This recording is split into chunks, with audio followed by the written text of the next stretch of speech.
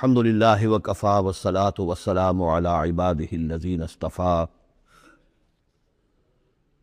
خصوصاً علی افضلہم وخاتم النبیین محمد الامین وعلی آلہ وصحبہ اجمعین۔ اما بعد فقد قال اللہ تبارک وتعالی کما ورد فی سورۃ الدخان: اعوذ باللہ من الشیطان الرجیم، بسم اللہ الرحمن الرحیم۔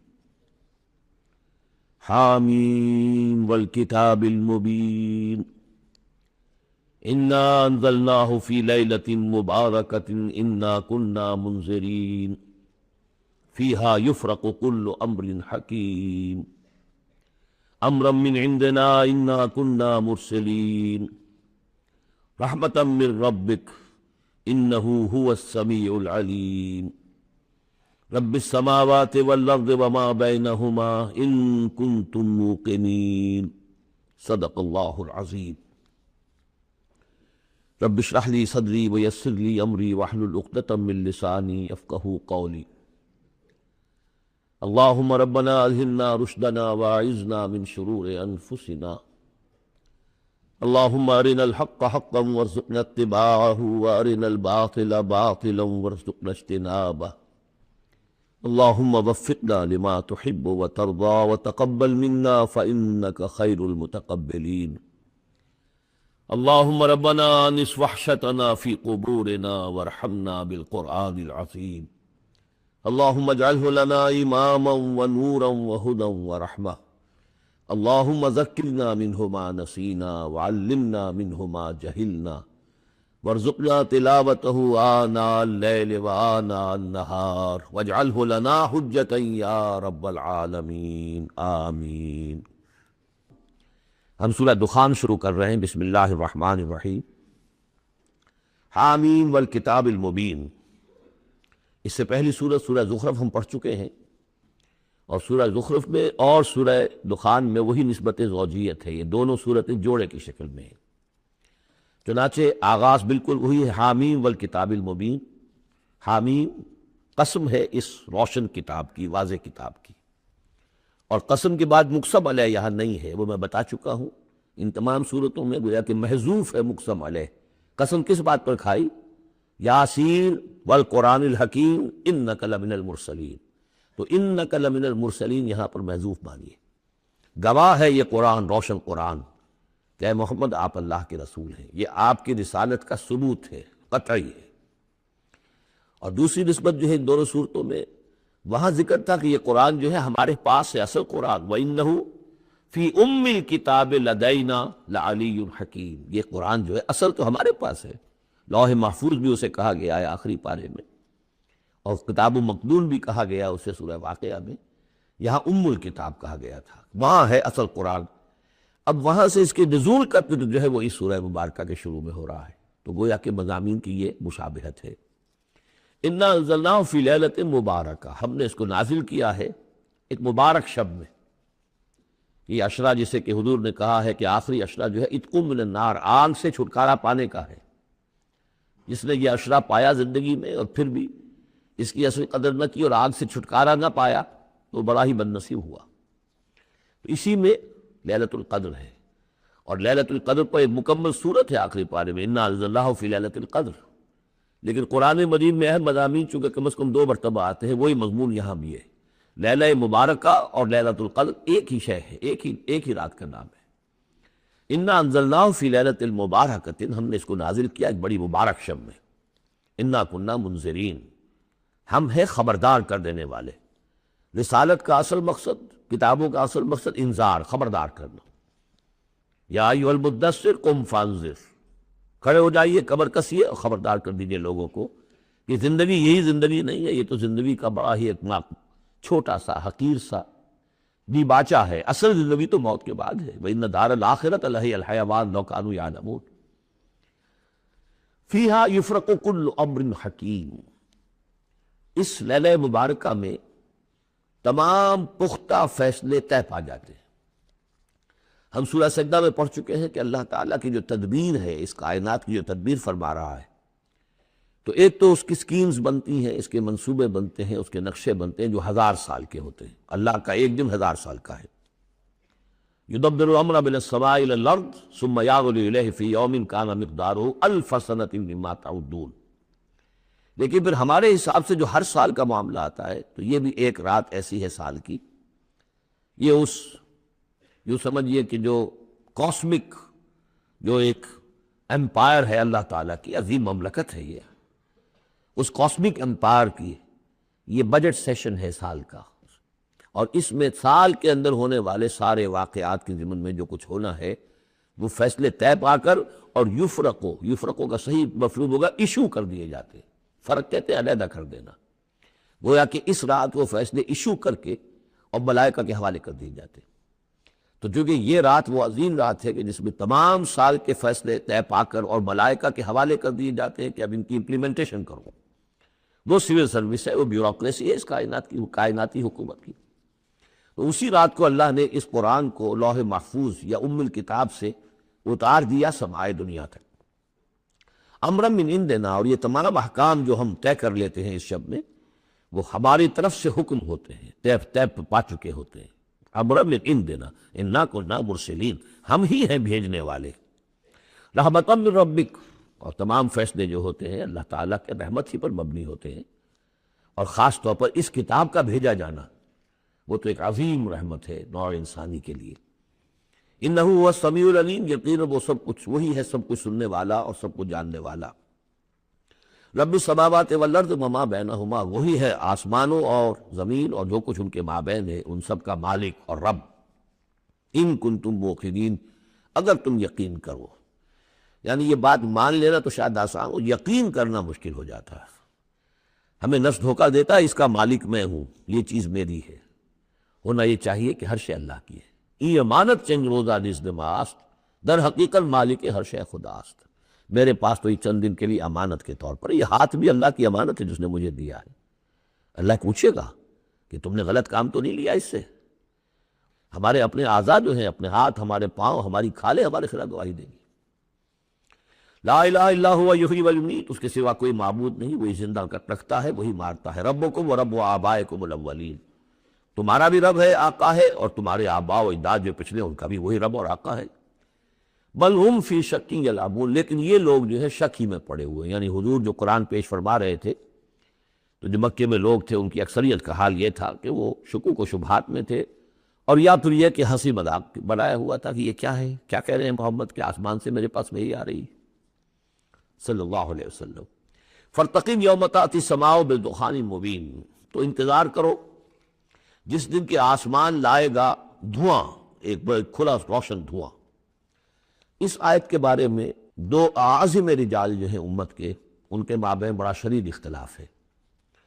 عبداللہ ابن عباس رضی اللہ تعالیٰ عنہما کا کہنا یہ ہے کہ اس سے مراد ہے قیامت سے قبل ایک بہت بڑا دھواں آئے گا، اور وہ احادیث میں بھی ہے، حضور نے فرمایا ہے کہ یہ 10 نشانیاں ہیں قیامت سے فوراً قبل جو آئیں گی، یا کہ بعد دیگر ان میں دخان بھی ہے۔ لیکن یہ کہ عبداللہ ابن مسعود رضی اللہ تعالیٰ، وہ بھی بڑے جلیل القدر صحابہ میں سے ہیں، وہ بڑی شدت کے ساتھ یہ رائے رکھتے ہیں کہ نہیں، اس سے مراد مکے میں جو قحط پڑا تھا وہ ہے۔ جیسا کہ ہم پڑھ چکے ہیں کہ جب بھی کسی رسول کو اللہ بھیجتا تھا تو کچھ ایسی مصیبتیں بھی ساتھ نازل کرتا تھا تاکہ لوگ جو ہے وہ عیش کے اندر تو زیادہ آدمی غافل ہوتا ہے، تکلیف میں کچھ نہ کچھ بیدار ہو کر اللہ کی طرف متوجہ ہوتا ہے۔ یہ متوجہ ہوتا ہے، سنیں اور غور کریں، تبھی تو کوئی بات سمجھ میں آئے گی۔ تو وہاں مکے میں بھی ایک قحط آیا تھا، اور قحط میں یہ ہوا تھا کہ جب بارش بالکل نہ ہو تو بالکل صحرا کے علاقے میں تو آپ سمجھیے کہ وہ گردہ ہی گردہ، وہ دھواں سا پورا جو ہے فضا کے اندر اٹھ جاتا ہے۔ بہرحال یہ دونوں آراء ہیں، اور چونکہ دونوں صحابہ ہیں، جلیل القدر صحابہ ہیں، لہذا ان میں پھر محاکمہ کرنا کہ ہم یہ کہیں کہ یہ صحیح نہیں وہ صحیح ہے، یہ میرے نزدیک درست نہیں ہے۔ میں نے دونوں چیزیں آپ کے سامنے رکھ دیں۔ فارتقب یوم تأتی السماء بدخان مبین یغشی الناس، وہ دھواں جو ہے ڈھانپ لے گا لوگوں کو۔ ھذا عذاب علیم، اور وہ ایک بہت بڑا عذاب ہوگا۔ ربنا اکشف عنا العذاب انا مومنون، اس وقت لوگ کہیں گے کہ اللہ ذرا اس عذاب کو ہم سے کھول دے، دور کر دے، ہم ایمان لے آئیں گے۔ انا لہم الذکریٰ، کہاں ہے ان کے لیے یہ یاد دہانی اور نصیحت اخذ کرنے کی، کہاں ان میں استعداد ہے۔ وقد جاءہم رسول مبین، جبکہ ان کے پاس رسول مبین آ چکے، واضح کرنے والے، روشن ہر شے کو، ہر حقیقت کو واضح کر دینے والے. ثم تولوا عنہ، اور پھر انہوں نے منہ موڑا ہے ان سے، پیٹھ موڑی ہے. وقالوا معلم مجنون، اور کہا ہے نقل کفر نہ باشد معاذ اللہ، یہ سکھایا پڑھایا ہوا شخص ہے، کسی نے سکھا پڑھا دیا ان کو محمد کو، یا یہ کہ مجنون ہے، ان کا کوئی دماغی توازن ٹھیک نہیں رہا ہے، یا کوئی آصیب کا جنات کا سایہ ہو گیا ہے معاذ اللہ. انا کاشف العذاب قلیلا، ہم تھوڑی دیر کے لیے اس عذاب کو دور کر دیں گے.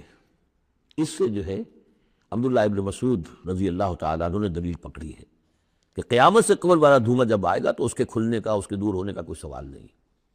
ہاں یہ کہ یہ جو عذاب آتے ہیں فَلَنُذِيقَنَّهُم مِّنَ الْعَذَابِ الْأَدْنَىٰ دُونَ الْعَذَابِ الْأَكْبَرِ، اس میں امکان ہوتا ہے.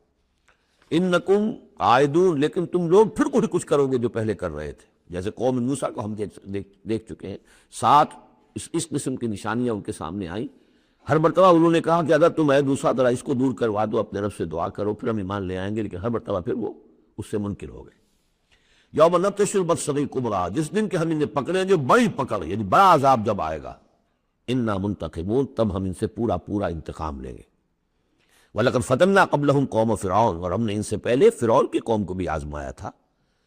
وَجَاءَهُمْ رَسُولٌ کریم، ان کے پاس بھی ایک بہت ہی باعزت رسول آئے تھے، حضرت موسیٰ علی نبینا وعلیہ الصلاۃ والسلام. ان ادوا الی عباد اللہ، انہوں نے مطالبہ کیا تھا کہ اللہ کے بندوں کو میرے حوالے کر دو، بنی اسرائیل کو میرے ساتھ جانے دو. انی لکم رسول امین، میں تمہارے لیے ہوں ایک امانت دار رسول، میں وہی پیغام لے کر آیا ہوں جو اللہ نے دیا ہے تمہارے رب نے. وَاللَّہ تعالیٰ علی اللہ، دیکھو اللہ کے مقابلے میں سرکشی نہ کرو، یعنی میرے خلاف مخالفت کرو کہ میں اللہ کا رسول ہوں، اس کا نمائندہ ہوں، تو گویا کہ اللہ کے مقابلے میں سرکشی ہے. انی آتیکم بسلطان مبین، میں تمہارے پاس لے کر آیا ہوں ایک کھلی سند. وَإِنِّي عُذْتُ بِرَبِّي وَرَبِّكُمْ أَن تَرْجُمُونَ، اور میں نے پناہ پکڑ لی ہے اپنے رب کی جو تمہارا بھی رب ہے، لیکن تم مانتے نہیں ہو اس کو، کہ تم مجھے سنسار نہ کر سکو. وَإِن لَّمْ تُؤْمِنُوا لِي فَاعْتَزِلُونِ، تو اگر تم میری بات مانتے نہیں ہو تو کم سے کم مجھ سے دور رہو، میرے خلاف کسی اقدام کی کوشش نہ کرو.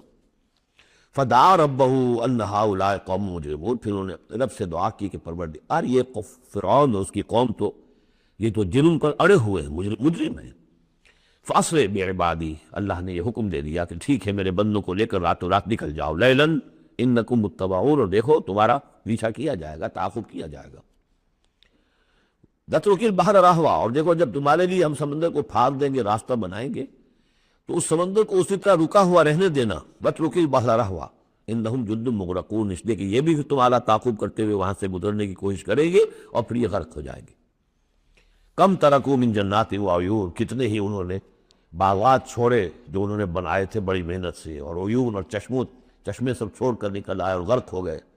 وزروع، اور کھیتیاں، ومقام کریم، اور کتنے اعلیٰ گھر، ونعمتین، اور کیسے کیسے ناز و نام کا سامان، کانوا فیہا فاکہین، جس میں کہ وہ عیش کیا کرتے تھے. کذالک، یہی ہوا. وَأَوْرَثْنَاهَا قَوْمًا آخَرِينَ، اور پھر ہم نے اس کا وارث بنا دیا ان تمام چیزوں کا اور لوگوں کو. فما بکت علیہم السماء والارض، تو نہ ان پر آسمان رویا اور نہ زمین. وما کانوا منظرین، نہ پھر انہیں کوئی مہلت ملی. وَلَقَدْ نَجَّيْنَا بَنِي إِسْرَائِيلَ مِنَ الْعَذَابِ الْمُهِينِ، اور ہم نے بنی اسرائیل کو اس ذلت آمیز عذاب سے کہ جس میں کہ قوم فرعون نے انہیں مبتلا کیا، وہ نجات دے دی. من فرعون سے. انہو کان عالیہ من المسرفین، وہ تو حد سے بڑھ جانے والا بھی تھا اور سرکش بھی بہت تھا. ایک تو شخص صرف یہ کہ معصیت کا ارتکاب کرتا ہے، گناہوں کا ارتکاب کرتا ہے، حد سے گزر جاتا ہے، ایک یہ سرکش بھی ہوتا ہے، دورہ جرم. وَلَقَدْ اخْتَرْنَاهُمْ عَلَىٰ عِلْمٍ عَلَى الْعَالَمِينَ، اور ہم نے بنی اسرائیل کو علم کے باوجود ہم نے انہیں پسند کیا تھا تمام جہان کی قوموں پر. یعنی بنی اسرائیل کی جو بھی خرابیاں یا کوتاہیاں وہ بھی ہمارے علم میں تھیں، لیکن یہ کہ پھر بھی ہم نے انہیں قبول کیا. اور واقعہ یہ کہ بہت بڑی ان کو اللہ تعالیٰ نے ان کو بڑی فضیلت دی. 2 مرتبہ سورہ بقرہ میں وہ آیت ہم پڑھ چکے ہیں. یا بنی اسرائیل اذکروا رحمتی التی انعمت علیکم وانی فضلتکم علی العالمین.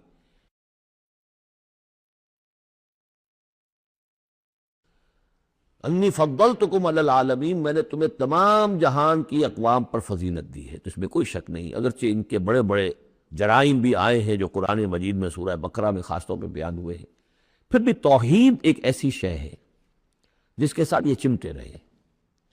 ان کے لیے ان کی جو یوں سمجھیے کہ سواد اعظم جو ہے اس کے ہاں کوئی مشرکانہ جو ہے اوہام پیدا نہیں ہوئے، کوئی عوام میں سے کچھ مبتلا ہو جائیں۔ انہوں میں سے ایک ہی طبقہ تھا اس زمانے میں کہ جس نے حضرت عزیر کو خدا کا بیٹا قرار دے دیا تھا، لیکن یہ کہ وہ بھی پوری قوم نے نہیں۔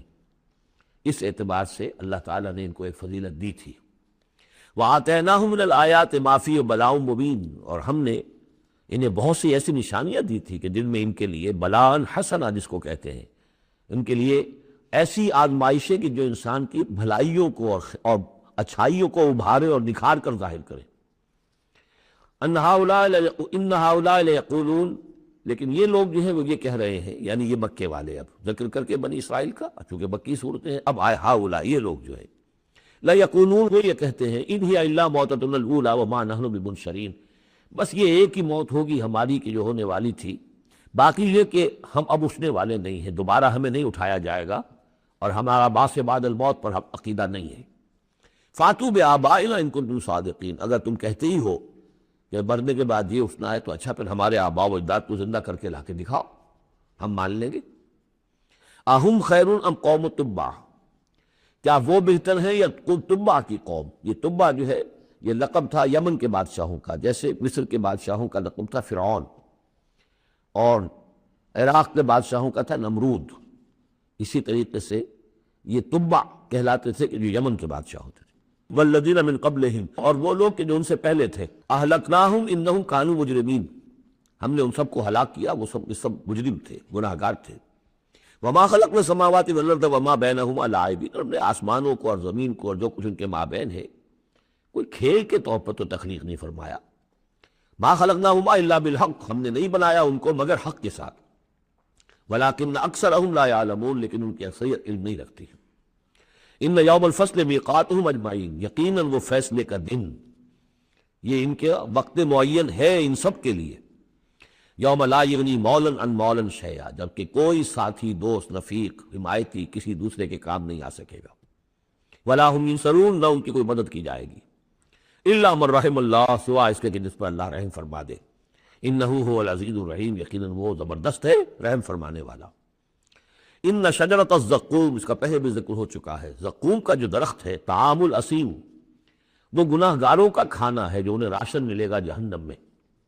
کالمہل یغلی فی البطون، اور وہ جب وہ بھوک کے مارے کھائیں گے، حالانکہ نہایت بد شکل ہوگا، بد زیب ہوگا، بد ذائقہ ہوگا، بدبودار ہوگا، لیکن یہ کہ بھوک کی شدت سے بےتاب ہو کر کھائیں گے، لیکن جب وہ اپنے پیٹوں کو بھریں گے اس سے تو وہ جا کر کھولے گا اندر، جیسے کہ پانی کھولتا ہے ابلتا ہوا، اس طرح ان کے پیٹوں کے اندر جا کر وہ کھولے گا، جیسے کہ پگھلا ہوا تانبا کھولتا ہے۔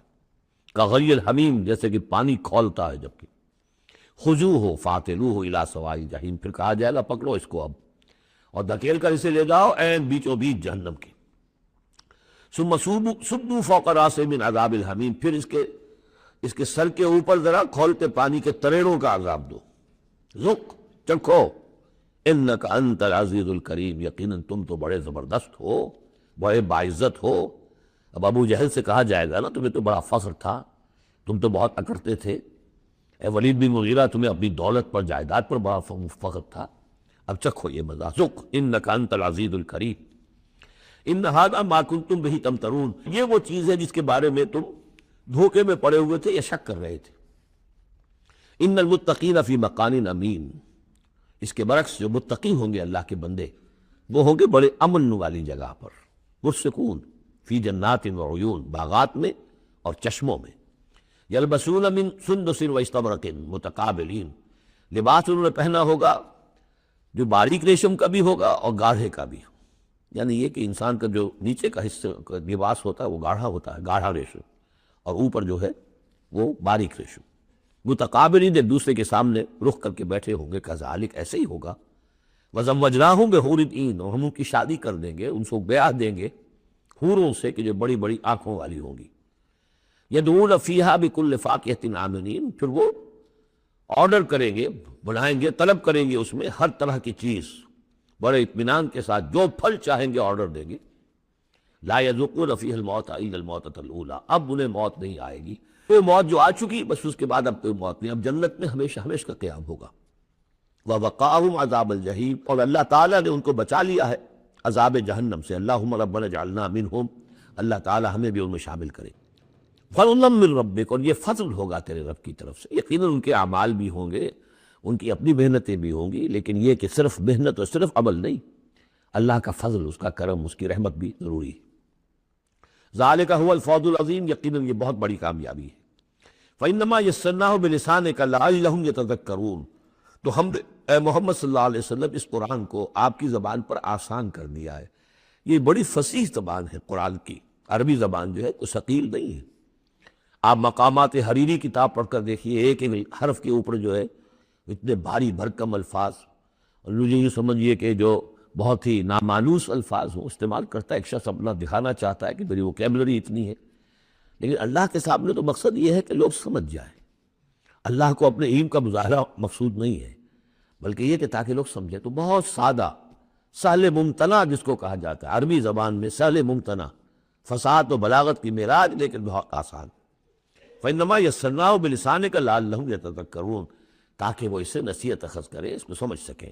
فرتقب انہم مرتقبون، یا نبی آپ بھی انتظار کیے، یہ بھی انتظار کر رہے ہیں۔ فرتقب اسی کے آگے وہ دخان مبین جو آنے والا ہے، گویا کہ اس کی پیش کی خبر دے دی گئی کہ اب وہ عذاب تم پر جو آئے گا، وہ عذاب کہ جس کی عبداللہ ابن مسعود رضی اللہ تعالیٰ عنہ کے نزدیک وہ قحط کا